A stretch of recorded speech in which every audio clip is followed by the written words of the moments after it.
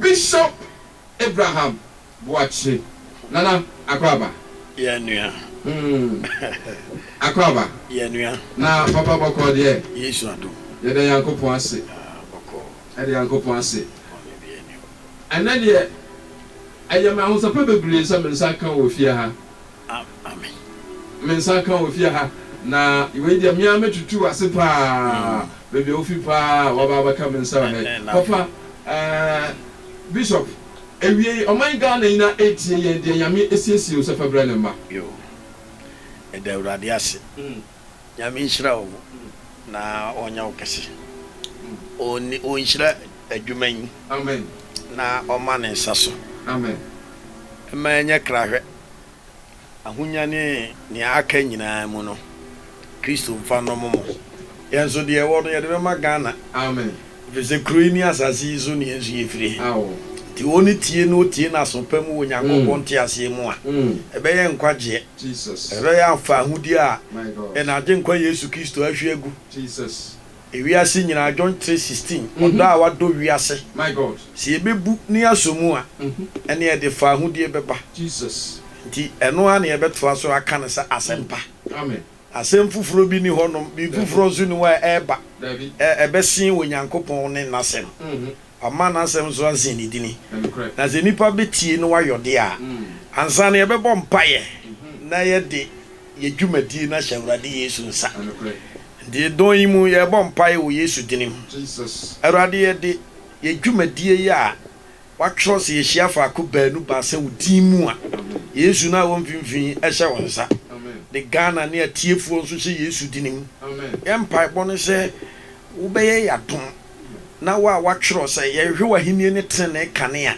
wo de aka be kan ye ho no e be wie no na ye ne wo awurade wo pe na ya to wasem apete se aba ye guo na ye nkwa ni njirama adofo bi de na kuma asai de na nidaso bi asai de mabuo ne na watoba ha na manzemi zo na pija no na fa ni si wo na gene nkwa na wo wie peye na wo hira wo man ya yenum aka ho dadwene no ono so anya chefa ahye wanum nyam e wo Yesu dinim ne yehira adumti amen amen eda urade ase yeda Yesu Kristo ase yina kire se nasem na ne ye bekoso amen ti mo me yemfa ye tworo kronkron na ye mie na ye nka bi mfiri ho okay ese nyamesem na aba ne ye ankasa ye ba ne aboye trim ne ye ka ebe hia se ye begina Nyankopon asem so sene ze ye beka ya ti enhira nka Nyankopon amen na anope na me dwene Yeremia chapter 26 na me dwene ho okay na ekire me so pa na asem ni nyina wie ne se o kan Matthew nguma no Matthew 28 verse 19 no okay ene obetie obi se adifo atrofo okay ebi se akyerɛkyerɛfo atrofo na de mpese mi bie nipa adwen mu ne se da bia wiase akoduro no yɛda so yɛ de bɔnyɛfo ne Yesu Kristo wu yɛ nti yɛbɛsan akoyɛchi okay na ya kai sɛ yɛ nyinaa yɛ bɔne Nyankopɔn no monyama bɔyɛn nti John 3:16 no empepai ɔdɔ a Kristo adɔ wiase no na yɛkɔ yɛ nim no Nyankopɔn nim bie besie nti we Matthew 24 hɔ no ba no verse 3 to 7 no a ɔkan ya kyerɛ mu sɛ difo atrofo bebre kura bɛba me din mu okay ɔno a Nyankopɔn pene so so ɔmomra ɛwɔ ne din mu nanso deɛ ɛkɔ so ne sɛ ɔse wɔde me din bɛhyɛ nkɔm ɔbɛyɛ anwanwadeɛ ne nsɛnkyerɛnne pii na awretɔe wɔ Nyankopɔn na temu ne nipa nsɛm ti no ɛkɔ yɛ nipa fa so a yɛ ne nipa ntem yɛ lusu or trust any love nanso ɔdɔ no ɛna ahwɛ Nyankopɔn asɛm na Galatians 5 verse 19 no verse 22 no ka ɔdɔ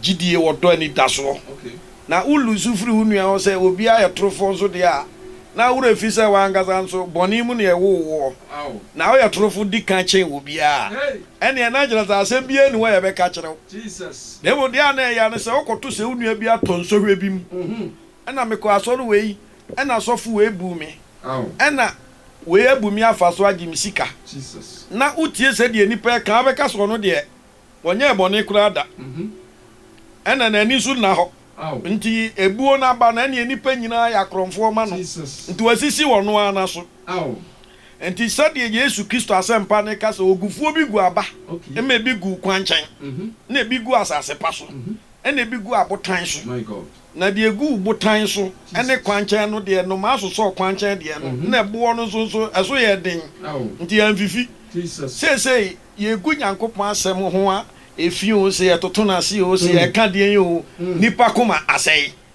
enti se ye be breki na watimati gidi ase a na ma wani daso ahirawa Hebrew chapter 11 e ka no gidi ni de wo hu ye ena adie na ade ho to so na wo de na ade ho ato so a wo twan se obi be hye ngura ho eze wa odi ka bede wo ho ndi Nyankopon se masem na wote ye no ho afi na masem no so ntena wakomam na mini bobe no na motena mimu a mobeso aba wankasa no nso bi dada ena wadwen no wasisi no na wenya waka makoye Nyankopon kura wonye because da ye beku wono wankasa no na Judas ena oni Yesu gina ho wode say okromfo na ni Yesu gina ho ena yebuza ase mu de ni enku na nipa na etwahia onyina ase kum Yesu ne jai okromfo no sese wo oni Yesu Kristo asem ya oda so na adifo atrofo adada me kotodwe ya me ya me sen ya me ya ena omubu me fa so me ti ya me ya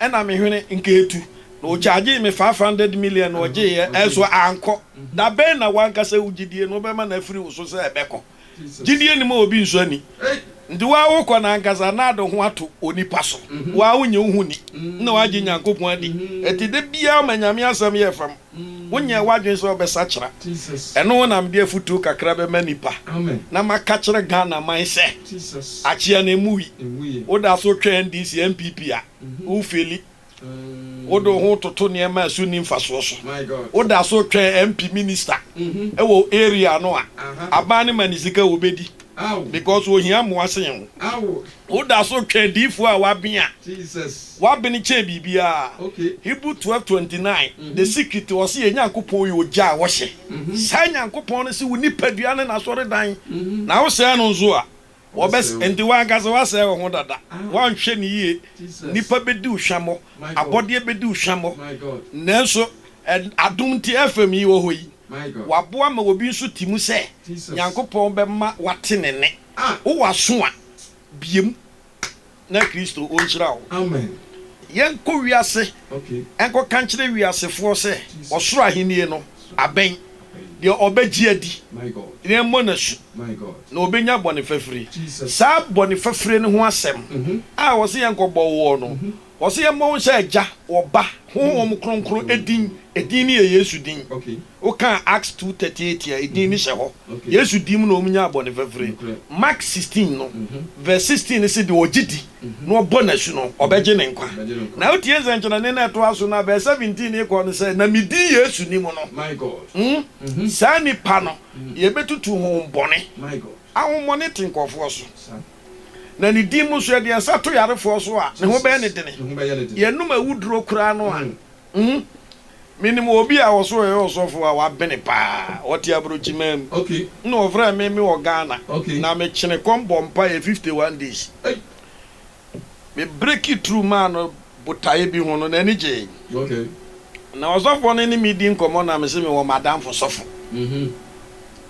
no kire me se za sofo do se me hia no a me mani hu no madam for sofo no so me ko hia no Kumase ono na ebere bi be 15 years ni wate ne ho frɛ ne ho sofo and na mpese mi hu na nyuma a oye me shada koda hotel wo Kumase spend time STD no so wo ya de na de yo mu na me se ne ye bi mam na me nso me hwɛ ne wo fa so ma video ni nyina wa one day me da pebre na ma sheda ma wa hu di twem otofo ne ye no ze ye nkonsuom no di kanse me nse ni sika ntoto akwankyere ne ma Jesus no sofo ne gi mi sika more than over 20 million kudi sofo no mezo mi nim na ache no no odi sofo ofura brochire kura ne besua asofudie abe sofo di mi kodu nso mu ono ma wose akoton wan eno akoto shnap no akoto nsa bi fufuro am say castle breed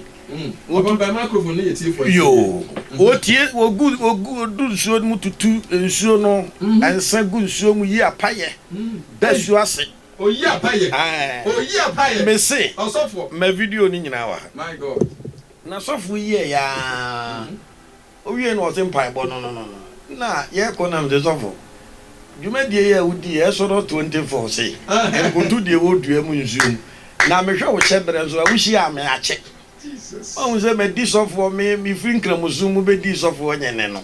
40 years ni. So ehia me. Jesus. Nyame adom. My God. Kwa na ohia me kura me komanim. Edan ya menye ni die sibi. Nyame so wode de aka eken o. Usumi hu watare ya kura hyew. Ehu anika. Enso so say ensa na so le ugu no wonzuom. Jesus. Enti we de me tufo. Make no kura ni me video hwe no kura me hu say wo ya ampa. When I did this of one day, Massa was as they say me the danger bomimu. Me bokoko mimu. Yesun sorry suffer. Nams waboka. And when I offer me free chinchina wabi inti mimbrani enya kwanchre. My God. Menene wasam crying can you? Jesus. Yahani abekano. Oh, na me kwaye ma bi edidi ne na ase a wodo ma hyehye nua bom. Ah, ne ojejina ne obehunu asesi a wonche ne wawu. My God. And a woman in I be apostolic sorry for Pentecost sorry for na sofo American as I say. Made in a normal man was I wouldn't pana diana waya no yesunsuma dwuma. E kanyam dwuma ho ne abemi akoya nim na so papa. We na so the diablo Jesus from us of asole out team. We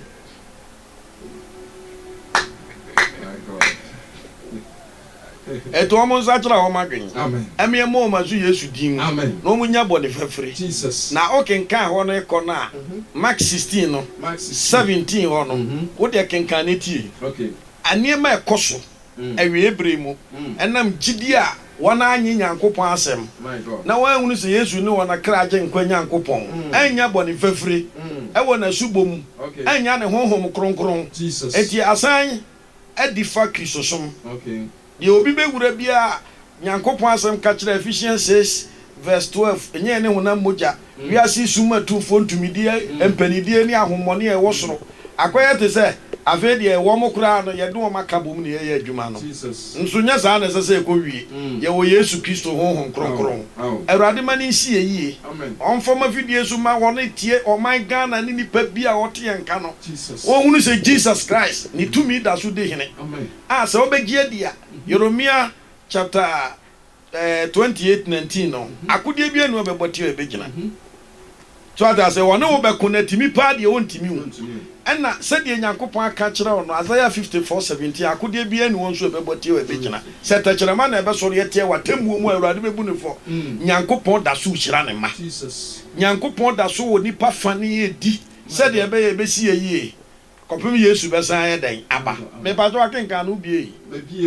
kenkan Mark no ai Mark 16:17 o de say o se na santrani bedi woni a wo be die di echi wo na me ka se wo hia obi a wo se mfiri nyame na mfiri nyame no busa se na de mfiri nyame na ete se shatare e ben so a wonim wow se hye kokko hye fita ono wonim na obebusa na kuma mu ze na wogidie mi wogidie papa do se mi ni gidie aka ma mfami sika na ama no adu sika ko mu obi a na cheze wogidie ane de e o kwa o se mi dimu aha wo betu ahomone wate wo be kasa foforo na wo ko nsuo na ya so fukuku nsa akofre asuo honhom na wansan so abeka se Nyankopon wen na ne tumi wen honhomoni nsu tufri nipa mu a ahyehye wo mu emu na edi onya ukotu wi a still ne nipa da so tase afidie akekade o me yemfa nyame honhom konkon kyerɛkyerɛ ma no Jesus na asafo ne mmompaye ensan kanya nyame tumi biem said the ohun se apostle kyerɛ ase o bompaye ma egya nyina firi soro bae o kwasa man kase e koyɛ record so to ho no ensesa yo Acts 2:16 wo se na na edi akiro behwe no ho magu mrantia no maba awaso na ebehu ade ne ahyenkom na ensesa we ni de odifo yo wer o kan enti odifo yo wer nkom sha ba mu na se nkom sha brenti ade foforo bi apagya ne ho eni nyankopɔn tumi so onyankopɔn agwama ne da so wo mu pata ene atumi bi edi asie kopim so obefa nasafo obi a watɔ baha yare da ne so yare wuo medana ehudi akye no na wo apam dedem David Troy Psalm 91 verse 5 o say Meri nsura na dwubumbo ba ma etu na ma wia kete saare ya saade ena akyeche wom bebre yare stroke sikani pa na akye ana no wosi nyame wo sikani a obekọ a waye no water ne sisi ne dem kokoam ede nsuman abosomsem statue sem na wo stroke na akye awa no wana o ka je ne se nyame be na wo pa kire no do nipa begu otwa Jesus gane to Yesu amen ya je nkwan so obeso ginidi a gidie ya sam se ginidi no ma obone fafire my God o de makwan frɛ na yemfa onje Yesu di mu mo wasu amen wonu stroke ni nyina betu ayira amen sikatua bi anim amen na wadwenti Jesus umpeso obi be hu kokoam na wanene mu ase obenya sofo obedwale wo wadwale wa wie so azimi obi yire o dwale wa wo penti na ode anointing oil nso esra ni tadua ho na ne obi yire wo se ho na bofo ne so mfamfa ma wawo onya mfamfa ho ma wawo ye besere Yesu no wahu ze wa mewo ayi abosom ba bia biem ama wa zafa meto wo ma na so ade so afoforo ye besere Yesu ye pompa ye ma wo free ahaya ye kasa yi wo de gina ofie hwa na tie yen gidi asem na ye ka no gi Yesu ni di ema ha na emo wo nya dance na ya afa be ka kire FM yi ze mo kasa asei Jesus na bodeti ne my God na me gidi ye na ye sama me menyem ntafo mienu me sanso anya sika adwuma ya na wo bo ho advert bidi a kire me nko akosi mi yie se no me da wo so a make se wo be kina kopadwuma ndi wo ze obi atewa wo se adwuma ni wo ma ni ye twen ama ban ya creative factory na babro se nsanya adwuma no ndidi ndi nyankopon kura ho nkonkoro ba e no cheche adwuma die e no cheche ne sa adom akyede ndi wo adwuma wo ho na wani efra abusua no ni fie no Acts 2:40 no wo se makwan ne enji wo fie abusua kontonchim Jesus ndi ebre nim zada ma Yesu wada ndi wo ka tworo no a James be ka tworo James chapter 4 ho ko no wo se tworo konkoro emuntuye enti mfa wo esi ni hunahuna Yesu Jesus colonial virus no mfa hunahuna Jesus my God na wo no na ka ya ansa na ebesie nti wo ka Revelation 12 verse 7 no a Jesus wo so wato otamfo bronsam no ato a asase ne so na mo amotesumu nue hwebo hye wura no se do si draw no wo se wo no nam ogoma Yesu advance ene ni moja no so na di won so nkunim my God Yesu Kristo ma de da so kura gidie mu woni ye bekuna untimi Jesus asofo Kristofo amapa bi enkentre won ho na tumi da so kasa amen nyame tumi da so kasa se ni dimu na Yesu dimu na kotodwe nyina akoto Philippians 2:10 no yes ni dimu na homoni ntutu tachirema nyina mpam na kasa Yesu ni awurade Jesus enkwaje no ehia se mutie Yesu ebiem na mo we na henie ne tene no a Matthew 6:33 ode di aka be ka mo ho FM ne be ka ho 4x4 ne be ka ho amen pray na be ba amen na wantie Yesu na akotwen aban bi ba no be ye train station no a otewa na nade no mo be kira kwan be faso atu anu odini emu otu nyame wo papa nyame nshira o nshira wo so na onye okese onye mo so kese onye okese FM ne be kese ensam ne mu otu nipa mpe o mapo emu odu ne mu do ede Yesu ase na utumu se ekuratumi sa na tie we na betumi agi nimpa sa oso we na omutie na omunye otie amen papa ansa na wo be so no am say ye bre na nya ye be amen enti mama wo de number na atwetwa akwan wo ho de akwan wo ho na nyame ya aduma na wa hyeda pebre okay no wa mama betena so wo se na papa na akura ede na hu Yesu no mo de ye be ye na papa me se hwe anwonwazemu okay me fa ntwam na me fa ntudwa Jesus Yesu na me di na chi no ahini ehudo egu me fie okay se me firi boadi Take body. Miss Wane, Madame Catri. Na me papa Kofi Mentiano. On a chance and any mentia ben. Oh, okay. Ya chemia, esebra. If you also ya ube macro and woman copio. Jesus. I feel the man could the adiano. Menamua, maybe Pia Utua. Menamua Kenya Missemia. As I never near the Abedame. I would do for it as a show. But I've seen Betty and Gosso Henry. I tell you. And dinner whom is a message in the war in a 2 and Lim wow. So at Yasia. We didn't know Unquas. I mean, Unquas Mozumunquasubi. A teacher said, Mrs. Yankupo, Oza Hini. Jesus. Ye Jaya Homa on a near or more advantage. He said, oh, wait, you're in the so could you? Or say in your bread, man, measure that betch. Yeah, but now say papa. Ah, yeah, from next week I will say, Messi, we didn't crowd kind of murefi. Or Canadian. On here, Edino. One could you could have met you, I could. Hey, where you watching about? To dear, he near wo Yesu me. Must actually Yesu said you will from what DSC. Okay, says I am Fushia, your gazette, many to me. Oh, I didn't know what train you can. Menya kwaka senya nsasa ma kire. Ta me ka ho. Mommy enwura wura me anyi bi nkwa. Ampa. Unya kwan a asamne ma no kugina bi. Okay. Enya kura de be prapra da na kire wa kasa kire kurum wofo no mo ye fin. No kure. MP ni ministers no. Don't blame them. Ura ho. Na me kire Daniel nom. Okay. Ah Misa ka bedna go nom. Yes. Onyankopon ka omo wofo no no mu wo no. Na enya kwa wo. Nti a point for so Daniel could be here. Okay. And he said, Yamin Sihine. Okay. Now, one free sa, he near moon seminal bar. Now, there was a Christopher go on. A giant woman of Cray. And so no cranny a bit now here this year. You would have few quite. Was a lack of knowledge in my people. A bessy we. Yaba Yaminti and couldn't dear. Papa.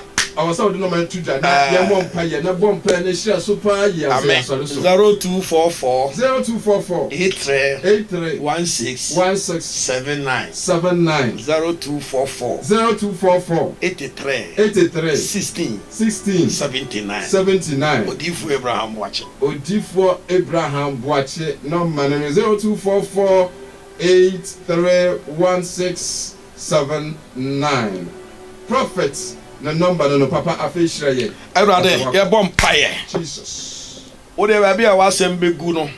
E ho na utumi nsu yi ne ho. Na kire tumi die nyina se wo ne ahimmu hene. Erade mesre ma afidie yi animu nipa. Botaye odi afidie si wo. Se ye kasa be fam framam na nipa bi anyankwa. Na erade nhyira bi na adwuma ne nkoso.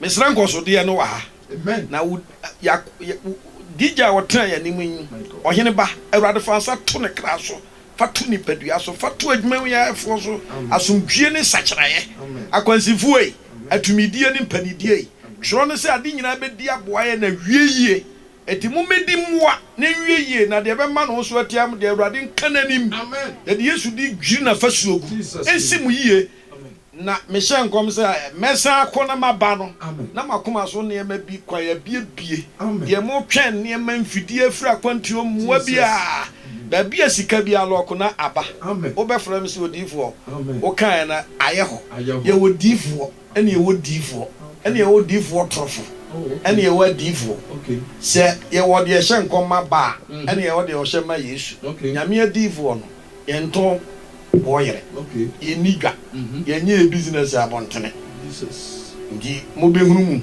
amen enka chi nyame siesie ne ma amen ye de be ba be da adwa amen ndi ensi mu yie ensi wonsu ye papa na asafo no wayi ya ansa no be so broadcasting na ye dia tintim asamo agya ho no oh okay ho na ye dia se mi ye afiri ho oh okay de mani a kire denkyira wow komi abra wow don kira ho no okay okru farm achiwa ye be chichire ne kase ho pa and for now the best stress on number no na enkofo etumi afa papa Yankopon shira amen o shira mo so amen no until the mention amen ye da celebrate so be ka yensa Prophet Abraham Boache